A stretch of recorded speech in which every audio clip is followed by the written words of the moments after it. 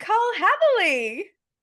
This is super thrilling. Look at us together. I know. Okay, so there's many things that I want to ask you about, but one of the main ones, like we met at Commonwealth Bank Women in Focus back in like 2011-ish, Yeah. I think, Yeah. where you were like corporate boss. You were there, you had it all going on, you were so entrenched in that kind of corporate world.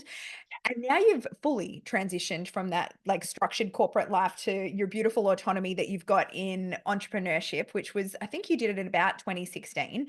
But can you talk to us about why you did that shift and what mindset shifts that you had to make in that whole transition?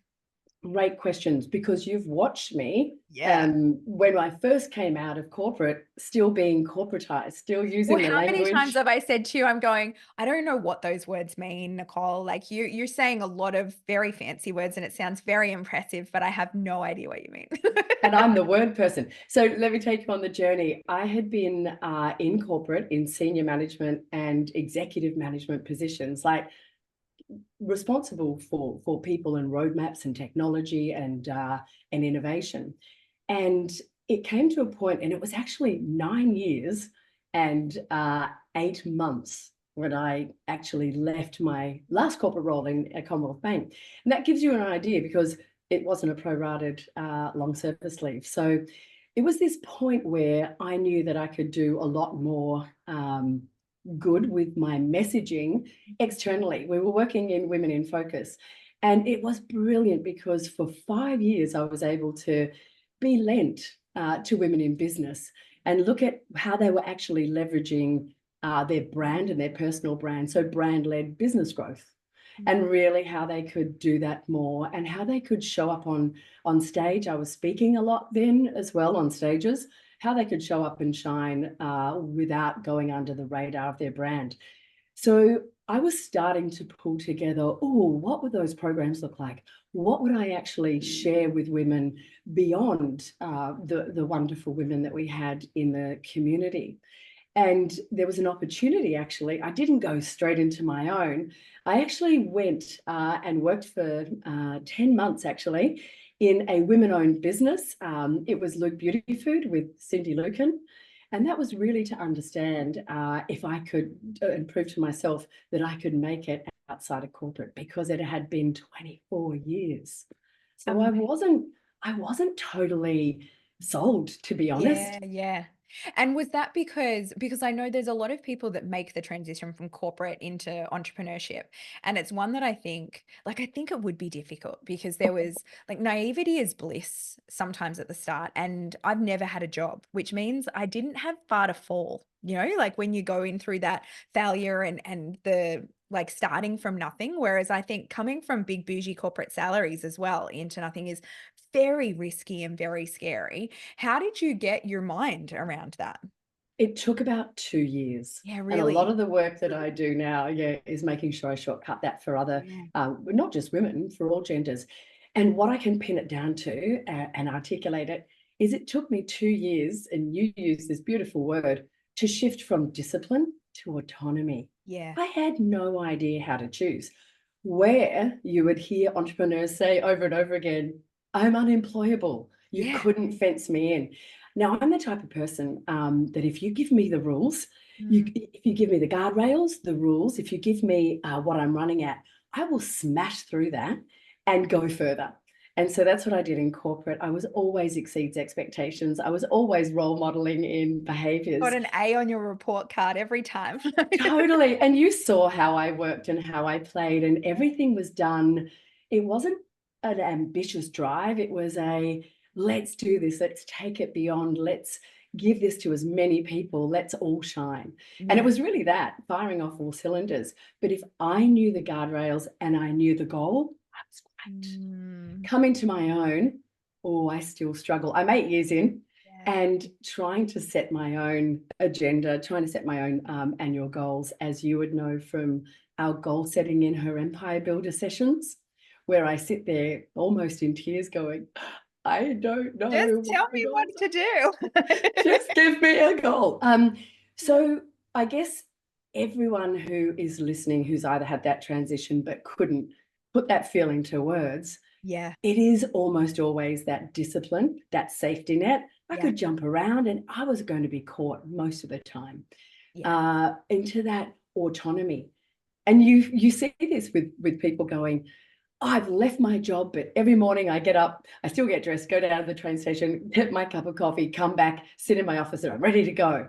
Then at 5 o'clock I finish and I'm like, whoa, okay, No. let's chat. Yeah. No, that's the so I mean, you have embraced the freedom of it now. Like I know the way that you work with your cadence of your timing and embracing that freedom. So I think you're well and truly unemployable now, Nick. Well and truly. I was saying that to another friend, saying, oh my goodness, I would hate to employ me. Yeah. And what you were saying really came to fruition probably about only 3 years ago, where I ring fenced, and I still do, Monday and Friday, where I'm not on. I still work, but no one gets to see me if I don't choose them. So I've got no hair, no makeup, basically having a shower and getting some makeup on. Yeah. But I get to choose. So really, I'm only on 3 days a week. And for an energy management point of view, It's when it lovely. comes to autonomy, it was a game changer. Yeah. I didn't Um, know I could do that. you can do whatever you want. You can make whatever rule you like. Like, this is what I don't understand about, like, so many and that's what I think would be the hardest part of going from employment or from, we have a lot of teachers, like, that go from the education system or from corporate or from different things that you go into somewhere where, we just came off a masterclass before this, and someone said, "Can I do this, or do I have to do this?" And it's like, you don't have to do anything, and you can do anything. Like, you can completely make up all the rules, whatever you want at any time and change direction. Like, it's the most incredible, beautiful thing. But I do think that it is easier for that than people that have never known any different for that. The other one is a learned skill. You are absolutely right. And if you try and put those entrepreneurs into corporate, a Yeah. lot of them would just go Well, I crazy. don't understand. I'll talk to some friends that have corporate jobs and I'm like, "And you say yes to that? Like, you put up with that? Like, how is there not a mutiny?" Yeah, it's just not fair. Anyway, so you went from business brand to personal brand recently. So you initially operated under Brand True North, and then now you've transitioned more into Nicole Hatherley, very formal. Yes, Can you share your insights on why you've made that shift and why and how you've navigated repositioning that brand identity? absolutely. First of all, being the brand person who wasn't in their own personal brand Yeah. was quite itchy. So I think when that I came, that's still the tail end of corporate though, is you felt like you needed a brand it, behind you. it, it is. And I was also working with a lot of brands, a lot of businesses. So my business, Brand True North, was branding businesses, products, and services.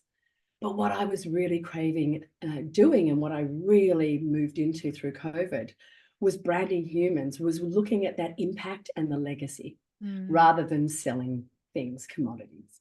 And so with my brand shift, I use my own brand team. I've got a team, developer and designers, and I was the worst client they've ever had. It was, I've actually marked my journey, and that's in my new course, and that's Personal Rebrand Bootcamp. And I looked at the traps and the kind of mind field that I had to go through. And I really had a new empathy for everyone I work with. But that journey was really important because Brand True North, I could hide behind that. But what was starting to happen was my credibility as a keynote speaker, my credibility as an adjunct instructor through academia. They did not care about Brand True North. Yeah. They cared about leadership Yeah. and more personal brand. And so Brand True North didn't cut it. It didn't make Mm. sense in the quadrant that is my business strategy, which Yeah. is really interesting. So I knew that Brand True North was limited. Everyone knew the brand of Nicole Hatherley. There was no question in the market what I did and how I did it. And it's mainly, I'm known as energize, like Yes, right. energizing people back into their businesses, their brands. Or I always Um, describe you to other people as human sunshine. Yeah. Thank you. Yeah. That's it. And Brand True North was not cutting that. Brand True North still exists. Most of our clients are in America, North America. They love Brand True North, Yeah. especially the Canadians. But Nicole Hatherley is here. And Yes. so that transition was a bumpy one. It was 14 months in Wow. the cocoon stage. I And was so when you say acting. you came up against like those minefields and the different things, like what were those actual parts that you came up against that you were like, this is hard for me to do? Yeah. Can I tell you the big one? I'll Mm, cut straight to the chase. And I didn't realize this sat underneath. And I'm just getting a little shaky. Isn't that funny? It was a fear. yeah. And it wasn't a fear of failure as Nicole Hatherley. It was an absolute fear of success as Nicole Hatherley, Mm, because there was no question what I did, who I was. It was very clear. I was a professional speaker. I'm accredited now. All of these big kind of ticks that I thought I needed, I got. mm, And what I realized was I was getting those and getting this fear because of my fear of success. If I have the floodgates open, people will want more from me. And I've been burnt out before. I've had burnout twice in my career, which I knew that leaving corporate. We were access all areas in the roles that we were in. And I was ultra connected. yeah. And all really little Nikki wanted to do was kind of cave dwell in that. I Yeah. didn't want more, which is ironic because I do want more. I want to help more. I want to give more. Yeah. I Yeah. couldn't find that balance. So I would come back into Brand True North, and it took Mm, 14 months for interesting. me. And how it played out was I would do positioning, which I'm really Yeah. good at for other people. And I just Mhm. found nothing came up with where I needed it to be. I didn't want to be the personal brand girl because I do a lot more. Yes. And it was actually her empire builder. It was actually our accountability call. Remember that call with our accountability group? Yeah. And I was really vulnerable. I shared with everyone I had this fear, and I shared all the positioning opportunities. And everyone went, "Oh my goodness, it's human brand strategist." Duh. Yeah. Yeah. Yeah. I Yeah. just I couldn't see the label because I was inside the jar. And I burst into tears after that, and I realized exactly what my clients were feeling Oh, I every love single that. time. Yeah. And I mean, it does help you be able to serve people when you've gone through it yourself as well. And it's something that, like, I know it can sound crazy to people saying fearful of success, but I see it happen all the time. And it's sometimes by being like, in getting that burnout, but a lot of the time it's that exposure as well, and other, like, going, what does this mean for how people will perceive me? To like the amount of women that I talk to that go, like, I don't want people to think I'll get too big for my boots, kind of thing. That is a huge thing. And I see that hold more people back than the fear of failure. Yeah. What was really interesting, and I think this will help everyone listening because it so helped us last week when we were with you. We were at the Kajabi conference, and you did these beautiful round tables, and we had an extraordinary table Mm. of women who I'm just in awe of. And we were sitting there, and we had to do our biggest challenge, biggest business challenge, Yeah. and ours was so common. But the women were starting to say, oh, the women were collectively saying, it's just this fear of failure. And I came around and I said, mine's a little different. Mm. It's the fear of success. And I took them through the three things that articulate the fear of success, which is starting to get that overwhelm of what people want from me, not living up to the expectation when the floodgates open, and not being able to turn it off. And everyone literally, we had a teary-eyed, went, oh my goodness, that's me too. It's not the fear of failure. Yeah. I also have the fear of success. I just didn't know it. Yeah, I think it's really prevalent. So I'm glad that you've brought that up because I'm sure a lot of people can go, "Oh yeah," and we can get more comfortable with success. But it's only through examining it and really figuring out what is holding you back and being okay with that in there as well. Yeah. Totally. Yeah. Okay, so now how has we've kind of touched on this a little bit, but how has your message evolved over the last year? Because I know that we touched on it a little bit when we chatted the other day in going like in who your target market is and how that evolves. And the reason I ask this question is because I love that it can be an evolution. A lot of people will feel like once I pick a market, once I stick there, like that's it, I can't change my mind on that. And you've been Oh, really good at going, this is what's right for this season and this part of the economy. And then as it ebbs and flows, I can ebb and flow with that. So can you talk to us a little bit about how your messaging has changed for different audiences through that? I would love to. And how it came about was me wondering, should I niche down? Because I have got 4 very clear quadrants. And if everyone listening takes themselves through their career golden thread, what their talents and skills, what they're good at, they may find that they've got a similar.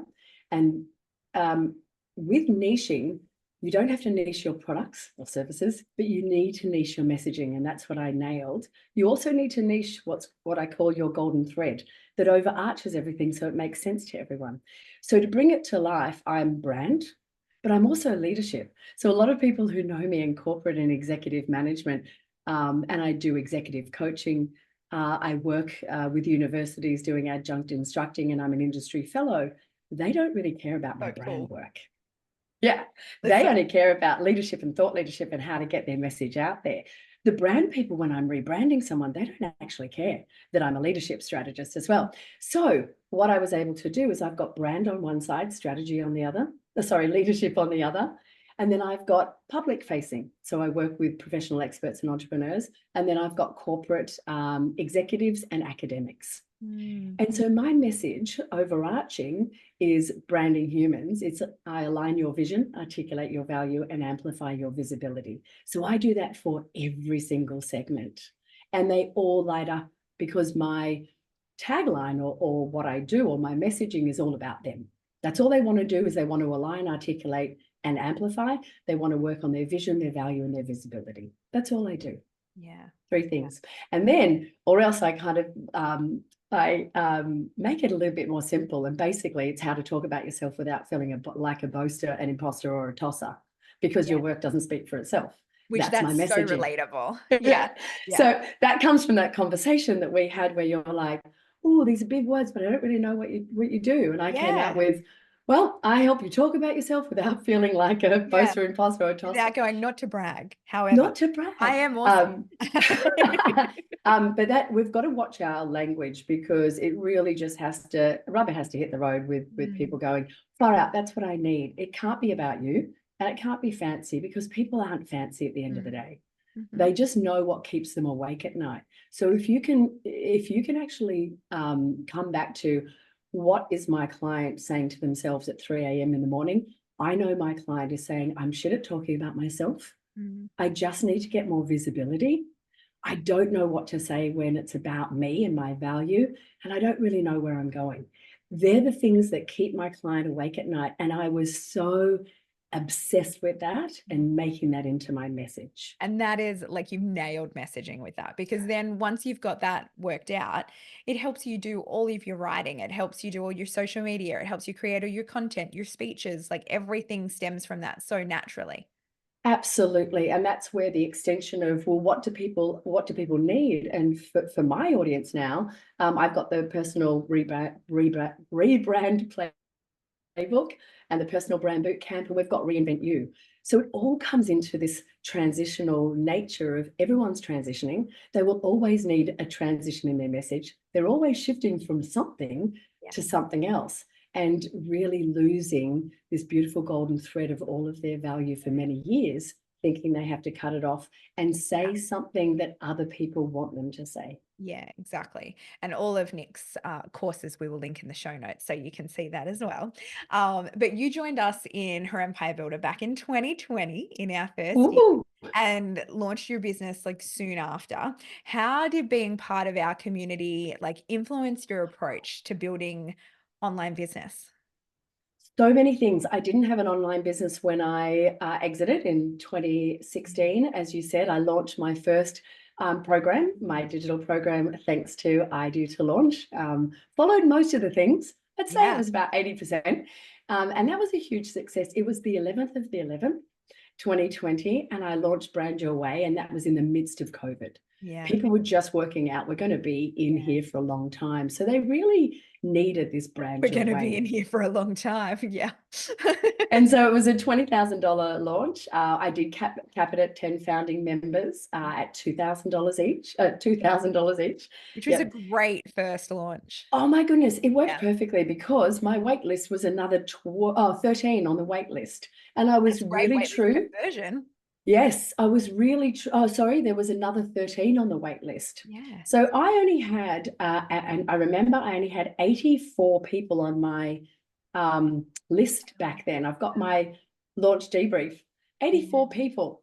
So that's all it took. But my social media, because of the nurturing I'd done with my audience Yeah. for the last And probably and that's year. it. I think, especially when you're starting out and you've got a small audience, like your connection is a lot richer as well. Like a lot of those people know you quite well and were waiting for you to be able to deliver that. Absolutely. And then it turned a little bit of a corner and it went a little bit sideways, but in a good way for me. And this is probably interesting for other people who find a different pathway. I launched my program, and then in January, off the back of that, I launched Brand Your Way membership. Mm, And it was a hit. So people just wanted to come into the membership. I had the 12-month roadmap. That's what they wanted to do. And they didn't so much want to go through the program. They just wanted me live. yeah. Well, as in me taking them through live. And so that was my monthly recurring revenue. And it was more than I expected. Yes. And then I did launch a second time, and we got probably another 10 people, I think. Yeah. Then I launched the third time, and Tina, I got one person. And Ah. so this was my one person launch. It was September 2022, Yep. so 2 years ago now. Yep. And I was in my depth of despair going, how could I have not warmed up the audience? I Yeah. know What the happened? program. So I didn't give myself enough leadway. Mhm. And also, I had exhausted my list, and people were able to come into the membership. So Mm, that one person, though, I um, I launched my high value VIP thanks to her Empire Builder, because you had just gone through yeah. VIP and Yes. we did our masterclass on VIPs. I'm like, my God, I can just do my 6 weeks for one day for this person. Yeah. And so that launched that off the back. And since then, I've just finished my 21st VIP. Wow. VIP. That's at an average of about $9,000. So that's Yeah. Fantastic. bringing in about 190 grand over those 2 years, which is a huge injection into Yeah. a digital based And they're business. so impactful too, VIP days. Like what So you can do impactful. with someone in a day that intense is just, I love VIP days. And the problem with my program, and it's a big problem, is it's very hard to go through as an individual, Mm, because they're so individualized when we're talking about personalized messaging, mm. where someone can really hold the whole group back if they're not getting their messaging or not getting heard. So the VIP, thank goodness for my third launch flop. And then I paused launching 14 months ago to go through this rebrand. Yes. And what I did through that rebrand is also focus on building credibility for Nicole Hatherley. So, Yeah. Of which, I mean, your speaking engagements have been incredible. Like what do you see as the biggest things that you've done in the last year to build that personal brand? yes, becoming an accredited global speaker, and that's been making sure that I'm on big stages. So, New York, Toronto. Yeah. I was in South South America. America. Yeah. Yeah. Oh, I forgot about that. Been And you all did over the the whole world. retreat in Fiji. Yes, and we're doing that again. So the retreat in Fiji, and that was the other thing, is a high value collaboration. So Christina Carlson, founder of K and Your Dream Life, Shayna Blaze, Australia's most trusted interior designer, who actually takes us through life design with the Yeah. same model she takes through interior design, and Sarah Pirinelli, who is Wonder and Wonder, Wired for Wonder, one of the world's best design thinkers. So we've got the 4 areas of design, dream, design, develop, and deliver. And that was a game changer with raising visibility for all of us, When's the actually. next retreat happening with that one? So we've got half sold. It is the 25th to the 29th of October. It's at Mommy Bay, Fiji. It's all inclusive. It's very accessible and affordable. It's $6,500 for the whole 4 days, for your reinvention, all your workbooks, all your meals, all your accommodation, and us. Nice. I will link to that one also so that people can check that out. If there's, I It mean, is brilliant. we're going live very soon. So hopefully there'll still be another couple of spots. And Hopefully it is, and the reinventors from last year, we sold out last year, it will sell out again this year, but almost half of what we've sold now is reinventors coming back, which is fantastic. yeah, nice, nice. Now you've mentioned to us, you've had some internal resistance, and I think it was not last year's end of year planning day, the year before, that you were like, I think I have ADHD. Oh, wasn't that a big one? Yeah, and you were like, I was talking about it a little bit. You're like, I think I do. And now you've gone and got your formal diagnosis of that. Totally. How Mhm. has understanding that and the way that you've approached your work kind of shifted since Yeah. there? And have you got any advice for other people that are kind of facing similar challenges? Such a good question. I had no idea I was neurospicy. Mm. Um, I had an idea that I had probably 13 or 14 different things wrong with me that I just couldn't get. Not wrong with you, they're No, no, just no. different. Oh, as in executive function. I didn't understand executive function. So my executive function is very different to other people. Yeah. And I'm quite low on time and time blindness, time, organization, memory, short-term memory, few things. And I just thought I couldn't do this. I couldn't do what other people do.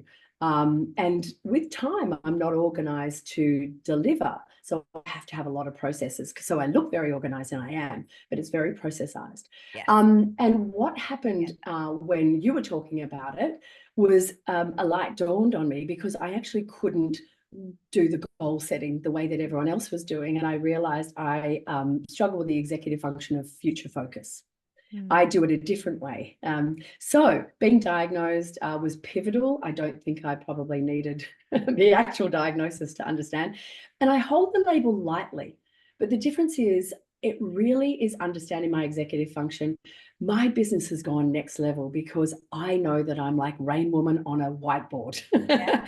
The ideas that I have, the way that I can see concepts, the way that I can actually articulate value is my neurospiciness. Yes. Do not get me to write a report. Do not get me to follow up. Do not get me to do anything that is long form writing on my own.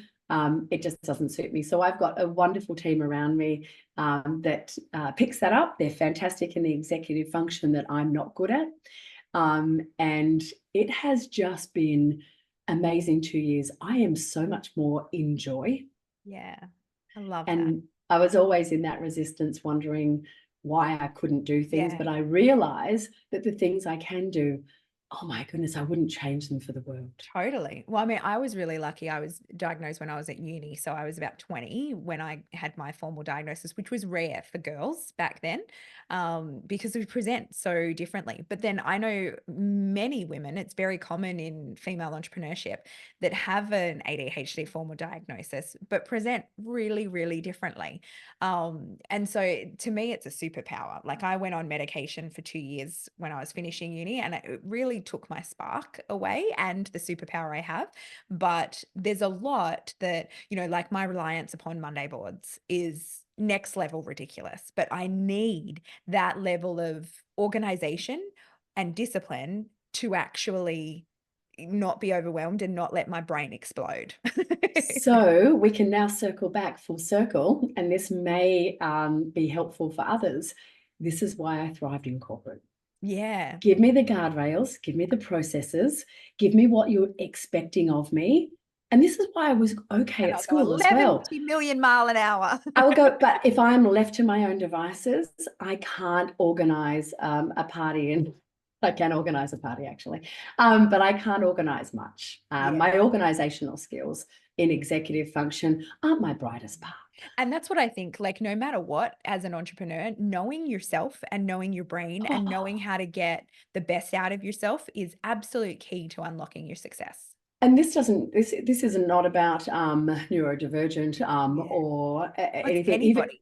even if you go in, and I've become a Gallup's Clifton Strengths coach, Yeah, if you nice. go in and just understand your strengths, my strengths actually have an underlying understanding of my neurodiversity. So it's really interesting that it does display that in my strengths as well.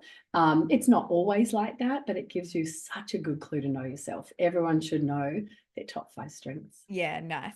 Okay, I've got 2 questions left. One is, what would you tell people that are looking at joining her empire builder and are like, do I want to do this online thing? Am I going to be able to do it? Like, is this going to be the thing that's going to help me get there? What's your advice? Other than like join, Yep, obviously. my top advice is join. It's an investment in ourselves that you can't put a price on. And I say this because, We as have you put a have price on heard, it and you've gotten a you massive have. return on investment. Yeah. I love that. And this is where there is a price on it. I could never price it. So what you've heard really actually naturally through our conversation is those pivotal moments where I learned who I was in that sense, or I really needed our accountability cohort. Because I was really in a struggle space. I really needed the cohort to catch me when I kind of realized that I'd be wonderfully different. All of those moments, not many of them were about the digital programs Yeah. and digital courses, but I have been able to follow them. They have been a lifeline for my business. I have built, again, we've gone from strength to strength this year. We keep building the business. Hopefully I'll be on the bougie boat Yeah. again this year. For I people that don't know, at the end of every year, I rent a boat on Sydney Harbour and we fill it with the 20 people that have experienced the most growth inside their business. And we call it the bougie boat. And it's like the celebration boat, which is fantastic. See, you are my equivalent to the corporate goals. Yeah, yeah, You yeah. tell Yeah. you tell me to get there, and I will. But it's been the content definitely has built my business, but it's the community, the cohort, and the coaching that has built me as an entrepreneur, has built my confidence, and I'm quite a confident person, but I'm talking about the quiet confidence that I can sit in a room and know I belong. Yeah, love that. Love that, Nick. That's my favorite thing. Like that makes me the happiest out of everything. That is exactly what I wanted to build. So thank you for saying that. Oh. And my final question for you, what does success look like for you going forward now? It's very different this year. Success for me is doing a lot less and Mm. making it mean more. Yeah, I love And I'm talking about doing a lot less product services, doing less spruiking of what those different products and services are, and really coming in. My focus is on branding humans. And so that has really come in. Success for me is every single person that can actually see their own value, realize their own value, and then articulate it. Their life changes. Yeah, so good.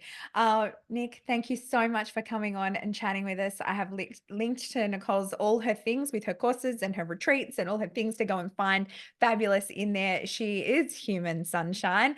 Thank you for sharing it with us today and inspiring everyone. You're amazing. Thank you. Oh, and thank you for this podcast. It is another one of those pieces, but it's open to everyone. It's so generous, and it's been an absolute privilege and pleasure and fun to be on and to be contributing. Thank Thanks, Nick. you.